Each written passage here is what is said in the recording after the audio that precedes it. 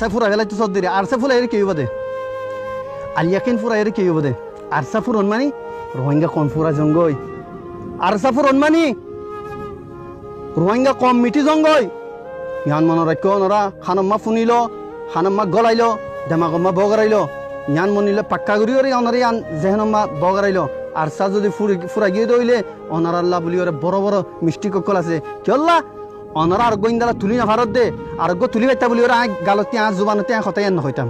দেখুন, আপনারা একদিকে বলছেন আরাকান আর্মির জন্য সীমান্তে একটু আতঙ্কে আছে লোকজন, তো আবার আরাকান আর্মি যেন কিছু করতে না পারে, অন্যদিকে যদি আমরা যেটা কোনো একটা যে আরএসও আরসা বা যা বলেন ওইটা যদি কোনো কিছু হয় সেদিকেও আপনাদের মানে আমরা যে কোনো একটা স্ট্র্যাটেজি অবলম্বন করতে হবে। তো কারণ আমাদের মূল লক্ষ্য হলো আমাদের সীমান্ত যাতে নিরাপদ থাকে, সীমান্তবর্তী এলাকায় জনগণ যেন নিরাপদ থাকে। তো সেটা করার জন্য আমরা একটা স্ট্র্যাটেজি ফলো করছি।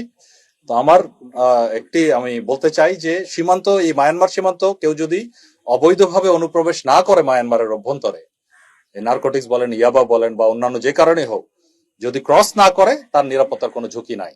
নিরাপত্তার যদি কোনো ঝুঁকি থাকে সেটা সেই নিরাপত্তা দেওয়ার জন্য আমরা বিজিবি তৈরি আছি এবং বিজিবি আমরা we are well equipped for that.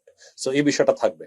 R strategy, এটা আমাদের মাননীয় উপদেষ্টা মহোদয় যেটা বললেন, ডক্টর খলিলুর রহমান সহ আমরা বিভিন্ন কনসার্ন এজেন্সি সহ আমরা বিজিবি সহ আমরা চেষ্টা করে যাচ্ছি, একটা স্ট্র্যাটেজি আছে। তবে এটার সম্বন্ধে বিস্তারিত এখনই আমি সম্মুখে বলতে চাই না, সঙ্গত কারণেই। আমরা আশা করছি যে সে বিষয়ে একটা সফলতা আমরা অদূর ভবিষ্যতে পাবো ইনশাল্লাহ।